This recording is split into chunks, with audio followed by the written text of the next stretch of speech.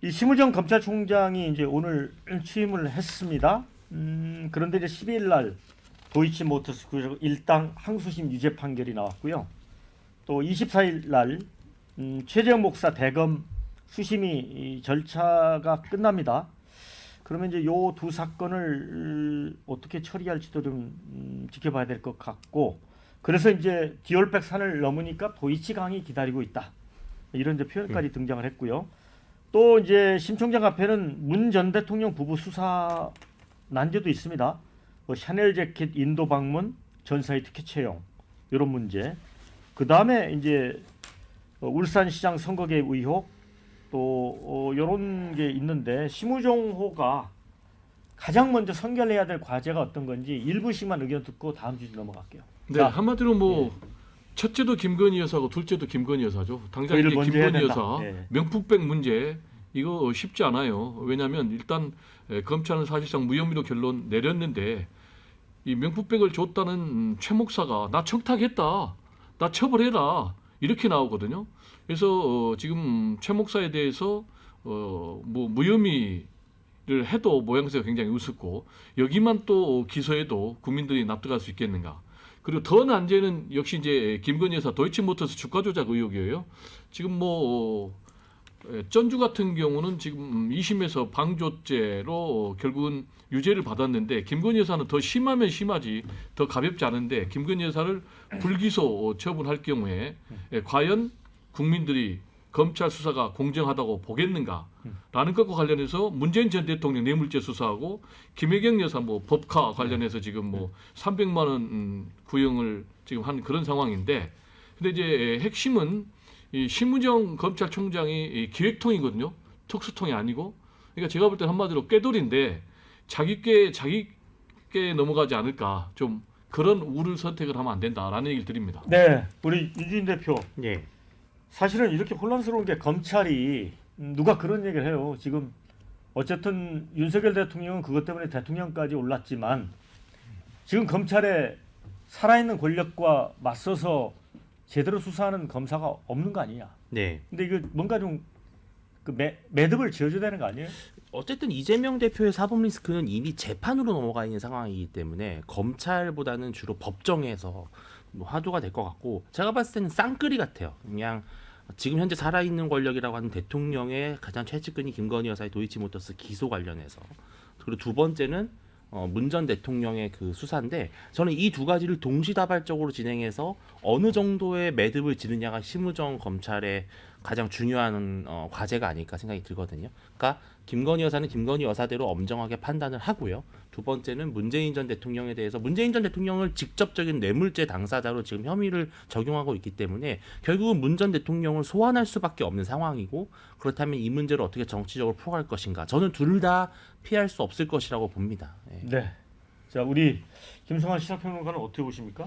저는 두 개 보수신문 사설을 제목을 읽어드리면서 얘기를 풀었으면 좋겠는데요. 동아일보가 오늘 사설에 심우정 검찰총장 오직 법과 원칙, 산 권력 수사로 보여줘야, 이게 사설 제목입니다. 산 권력, 예. 살아있는. 그리고 한국일보 사설이요. 첫발 심우정 총장 도이치 수사 지휘권부터 회복하라. 그겁니다. 이 제목 안에 다 저는 들어있다고 보거든요. 그러니까 죽어있는 권력 지금 수사하겠다고 얘기하는데 산 권력도 수사 못하면서 죽어있는 권력 수사하겠다 그러면 이건 정치 보복이라는 얘기 안 나오겠습니까? 당연히 나올 수밖에 없다고 생각하고요. 지금 명품백 수사와 관련해서는 뭐 24일 날 최재형 목사가 요청을 한 수사심의위원회가 개최되고 그 결과가 나와봐야 최종 결론이 나올 수는 있겠지만, 지금까지 흘러왔던 과정들을 보면 과연 기소로 나올 것이냐, 이거에 대해서는 전반적으로 좀 회의적인 시각인 것 같아요. 그럼 명품백 문제는 그렇다 하더라도 도이치모터스 주가 조작 사건은 항소심 판결에서도 그 지금 손모 씨라는 사람이 주가 조작 방조 혐의가 유죄 판결 나오지 않았습니까? 김건희 여사도 좀 그못지 않다고 보거든요. 이건 그 항소심 판결문 안에 들어가 있는 거예요. 네. 김건희 여사 이름이 80번이 언급된다는 거 아닙니까? 1심 때 37번 언급됐는데 이번에 80번이 언급됐을 정도로 김건희 여사가 주가 조작에 깊이 관여됐다고 하는 흔적들이 곳곳에 나타나고 있다고 하는 거예요. 그걸 만약에 제대로 처리하지 못하면 문재인 대통령 수사에 대해서 뭐 보수 정치권에서 그 당연히 엄정하게 수사해야 됩니다, 이렇게 얘기를 할 수 있겠지만, 과연 그 수사가 공정하게 보이겠는가? 그렇지 않을 것이다. 결국 문제 해결 방식은 야당에서 얘기하는 것처럼 이른바 김건희 여사 특검법으로 가는 것 외에 달리 방법이 없다. 그리고 윤 대통령 지지율도 회복하기 어렵다. 점점 국정 동력은 더 빠질 것이다. 이렇게 생각합니다. 이준우 의원 어떻게 봐요? 당연히 검찰총장이 법과 원칙에 따라 수사를 해야죠. 그건 당연한 거고요. 거기에 대해서 뭐 정권에 따라서 다르게 판단할 수 없을 겁니다. 다만 그 주미애 법무부 장관 시절 그때가 문재인 대통령이 있을 때였는데요. 그때 권력에 대한 수사, 살아있는 권력에 대한 수사를 했을 때 추미애 장관이 검찰총장을 징계를 했다든가 또는 검사들을 인사를 보내서 좌천을 지방으로 보내서 수사를 무력화시켰다든가 이런 것들은 사실이지 않습니까? 그러니까 정권에 따라 가지고 검찰 수사가 왔다 갔다 해야 되는 거 그리고 비판의 입장이 달라지는 거 그런 거는 이제 바람직하지 않다 말씀을 드리고 싶고요. 그다음에 아까 도이치모터스 좀 말씀을 드리면은 손 씨가 이제 방조죄로 2심에서 유죄가 나왔단 말이에요. 근데 방조죄의 요건이 두 가지가 있습니다. 주가 조작했을 때 주가 조작 행위에 대해서 인식을 했느냐, 그거 하나고요. 두 번째, 그 주가 조작했던 공범들 있지 않습니까? 그 공범들과 소통을 했느냐. 이 두 가지가 이 손모 씨, 전주 손모 씨 다 해당됩니다. 그러니까 주가 조작했다는 걸 본인도 알고 있었고 그들과 서로 계속 연락을 하면서 사고 팔고 이제 이런 내용이 다 있었던 거예요. 근데 김건희 여사는요, 여기에 대해서 첫 번째, 인식을 못했다는 것이 사실이고요. 그리고 두 번째, 그 공범들과 소통한 적이 없습니다. 공범들이 법원 진술을 했어요. 우리는 손 씨랑 계속 연락한 적이 있지만 김건희 여사랑은 연락한 적이 없다고 합니다. 그렇게 확인된 내용이고요. 2심 재판부가 뭐라고 얘기했냐면은 한번 이런 게 있습니다. 녹취가 뭐 하나 있긴 있어요. 있는데 거기 그 내용에 대해서 어떻게 재판부가 판단했냐면은 그 녹취의 내용에 따르면은 도이치모터스 당시 회장이 이 작전에 개입을 했구나라는 것만 입증되는 거지 그 녹취에 대해서 김건희 여사가 어떻게 다른 건 전혀 판단할 수 없다라고 재판부가 이제 밝혔습니다. 이제 그런 부분이 있기 때문에 도이치모터스를 김건희 여사 억지로 엮어서 얘기를 주장하는 거는 좀 무리가 있다 그 말씀을 드리고요. 지금 아까 지금 뭐 말씀하셨지만 문재인 대통령이 지금 직접 뇌물죄 지금 혐의를 받고 있지 않습니까? 서창원 사위한테 받은 뇌물죄가 2억이 넘습니다. 2억 2천만 원 정도 됩니다. 그리고 딸에게 준 특활비 의혹도 있는 거고요. 여기에 대해서는 심우정 검찰총장이 살아있는 권력, 죽은 권력 구분하지 말고 엄중하게 수사를 해야 된다. 좀 그렇게 봅니다. 네, 댓글 좀 읽어드리겠습니다. 자, 보통 사람이면 이 정도면 구속 수사해야 되는 거 아닌가 이런 의견 주셨고요. 심우정 총장은 김건희 여사 기소가 첫 시험대다 이런 의견. 자, 심우정 검찰총장은 국민 실망시키지 않기를 바란다. 그러면서 그 뒤에다가 1%의 기적을 바랍니다. 이렇게 의견을 주셨어요. 1%의 기적이라는 표현을 했는데, 자 일단 그 지금 이제 추석 연휴 끝나는 대로 이제 검찰이 문다혜 씨 소환 일정을 본격 검토한다고 합니다. 그리고 이제 최근 문다혜 씨는 이제 이사 일정 담긴 기록을 확보했다 검찰이 JTBC가 이제 단독 보도를 했습니다. 그래서 이제 다혜 씨가 2019년 구입한 양평동에 그 다가구 주택이 있습니다. 자, 이거를 청와대 행정관이 관리하며 공유 숙박 사업과 돈 관리를 맡았다. 검찰은 이 부분을 좀 의심하는 것 같습니다.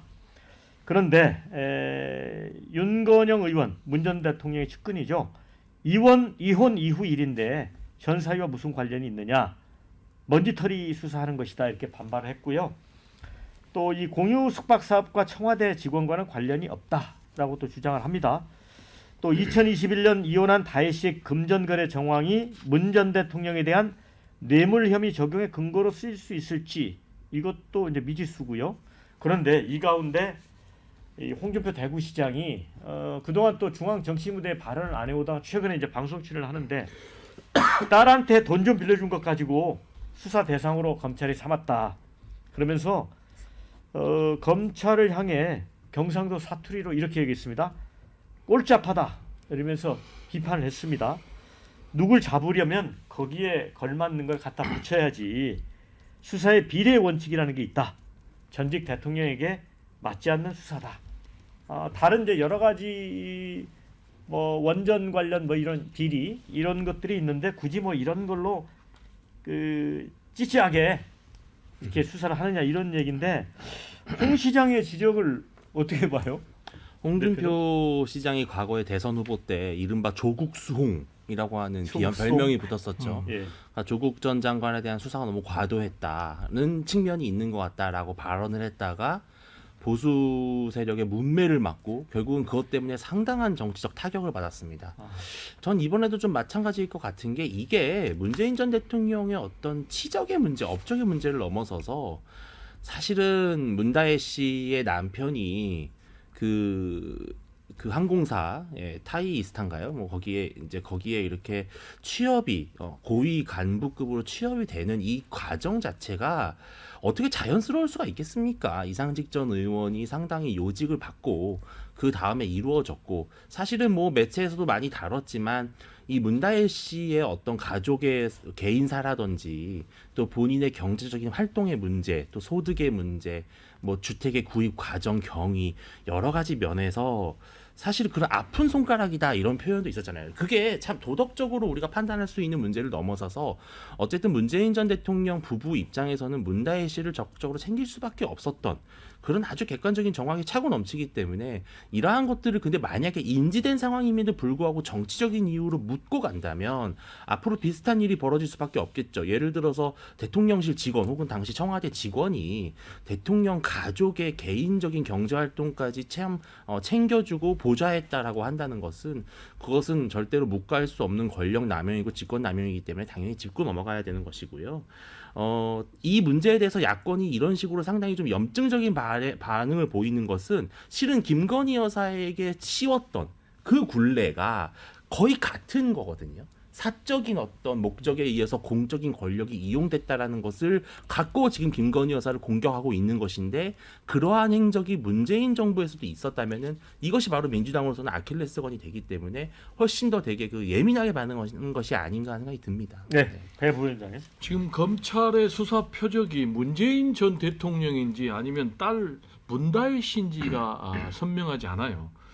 지금 뭐 문재인 전 대통령에 대해서는 뇌물죄를 걸었는데 이게 법리적으로 뇌물죄가 될 수가 없어요. 왜냐? 사위, 그것도 이제 전 사위가 됐습니다. 사위는 당연히 독립적인 생계를 하고 있는 거죠. 근데 사위가 직업이 없을 때 돈을 도와줬으니까 취업을 하니까 그게 뇌물이다. 이거는 정말로 끼워 맞추기 그런 법리 적용이기 때문에 말이 안 되고 윤석열 대통령이 얘기했잖아요. 수사권 가지고 보복하면 깡패들이나 하는 것이다고. 이거는 완전히 정치 보복이고 표적 수사입니다. 그래서 홍준표 대구시장이 문재인 전 대통령 편들 이유가 없잖아요. 해도 너무하니까 이거는 꼴잡하다. 꼴잡하다는 표현이 뭡니까? 한마디로 참 너무 심하다. 찌질하다. 그죠? 천박하다. 뭐 그런 얘기 아닙니까? 그래서 제가 볼 때는 홍준표 대구시장은 아직도 검사 출신인데 아직도 양심 있는 검사의 정신이 살아있는 것 같다. 좀 이런 얘기를 좀 할 수 있을 것 같고요. 네. 지금 그리고 우리 이준우 최고위원에게 제가 좀 위원에게 좀 아픈 말을 하고 싶은데 평론가에게 최소한의 윤리가 있어요. 그게 뭐냐? 팩트를 왜곡하면 안 돼요. 팩트를 가지고 자기 관을 얘기할 수 있는데 우리 이준우 위원은 팩트 자체를 왜곡을 하고 있어요. 뭐냐? 지금 김건희 여사가 주가 조작이 있었던 그것에 대해서 인식을 못했다? 인식을 이미 했다라는 게 지금 법정에서 재판 기록이 다 나왔어요. 그리고 소통을 전혀 안 했다? 소통 다 했다는 게 나왔어요. 구체적으로 지시하고 파라고로. 그런데 지금 뭐 무슨 팩트가 아니다라고 그렇게 팩트를 왜곡하면 안 되고 그다음에 이 김건희 여사 같은 경우는 권오수 회장하고 직접 거래를 했어요. 그리고 더 나아가서 지금 전주 방조죄로 유죄를 받은 그 사람 같은 경우는 1억 손실을 봤는데 지금 김건희 모녀는 23억을 이익을 봤어요. 그런데도 지금 이게 죄가 없다라는 식으로 강변하면 그건 제가 볼 때는 좀 최소한의 윤리를 어긋난다 이렇게 생각됩니다. 저 배종호 부위원장이 네. 홍준표 대구시장을 이렇게 방송에서 칭찬하는 거 처음 보는 것 같습니다. 근데 전 이 부분을 좀 얘기하고 싶은데요. 홍준표 지사가 이렇게 얘기할 수밖에 없는 건 자신도 이제 검사 출신이기도 하잖아요. 네. 근데 그 예전에 이제 검사 몇 개명 뭐 이런 얘기들이 네. 있었잖아요. 그러니까 찌르되 비틀지는 말라 칼을 이런 얘기도 했단 말이에요. 굉장히 모욕주기 수사를 하는 거예요. 그러니까 고 노무현 대통령 논두렁시계랑 비슷한 상황이라고 언론에서도 지적하고 있거든요. 왜냐하면 이혼 이후에 문다혜 씨가 어떻게 사는지 그건 무슨 상관이 있습니까? 그게 지금 뇌물죄하고 무슨 관련이 있습니까? 근데 이혼 이후에 뭐 개인적으로 뭘 하는 걸 누가 뭘 도와줬니 어쨌니 이런 얘기를 하면서 그걸 피의 사실을 흘리고 있는 거예요. 일종의 모욕 주기를 하는 겁니다. 이게 뇌물죄하고 무슨 상관이 있습니까? 그러니까 기본적으로 뇌물죄 혐의가 성립되기 위해선 애초부터 얘기 나왔던 것처럼 이상직 전 의원에 대한 중진공 이사장 임명에 어느 정도 당시 청와대가 관여를 했는가, 또 그 대가로 그러니까 당신 사위죠.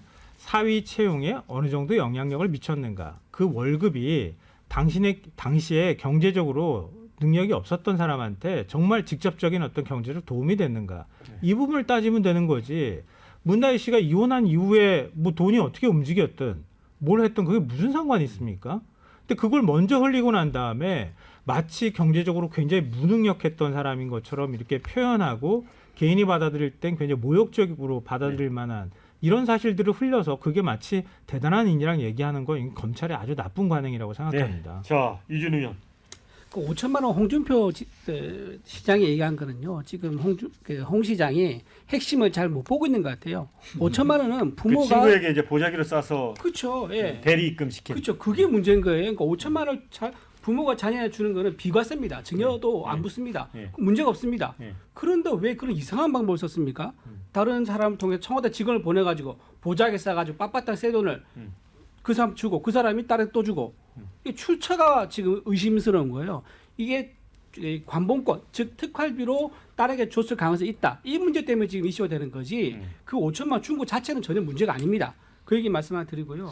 그 다음에 지금 아까 그 경제 공동체를 좀 말씀드리면은 그 토리 게임즈 있지 않습니까? 거기에 서창호 씨가 취직하기 전에 부모가 생활비 줬대요. 근데 토리 게임즈의 사위가 취직하고 나서 생활비 끊깁니다. 그러고 나서 토리 게임즈 나와요. 다시 생활비가 지급됩니다. 그래서 다시 타이스타제트에 취직을 하니까 생활비가 또 중단됩니다. 이게 무슨 의미냐? 경제적으로요 독립되지 완전히 독립되지 않았다는 거죠. 생활비를 늘 지원해주다가 취직하면 중단하고 또 지원하다 또 중단하고 그러고 나서 그 문다희 씨가 한국에 들어오고 나면요 자기가 산 집 있지 않습니까? 그 집은 에어비앤비 올려가지고 수익을 냅니다. 보통 출가했으면 보통 그 집에 사는 게 정상인데 그 집을 일부러 비워요. 수익을 내기 위해서. 그럼 본인이 어디 살았느냐? 청와대에서 2년 동안 관사에 살았어요. 이게 어떻게 경제 공동체입니까? 부모의 어떤 권력, 그 관사 그걸 이용해가지고 본인은 에어비앤비로 수익을 냈잖아요. 그것도 엄격히 따지면 그 수익도 잘못된 거죠. 부모의 관사가 아니었으면 본인이 그 수익을 낼 수 있었겠습니까? 그리고 구기동 빌라를 팔고 양평도 빌라를 살 때 그 차익이요 2억 5천만 원입니다. 근데 그거 살 때 구매할 때 기간이 딱 10개월이거든요. 10개월 동안 담보 없이 대출 없이 어떻게 문다희 씨는 2억 5천만 원 마련해가지고 양평도 빌라값 지불했습니까? 이 2억 5천만 원의 출처가 없는 거예요. 사위는 직장이 뚜렷하게 없고 문다희도 소득이 별로 없는데 2억 5천만 원 현금으로 전부 다 지불했다?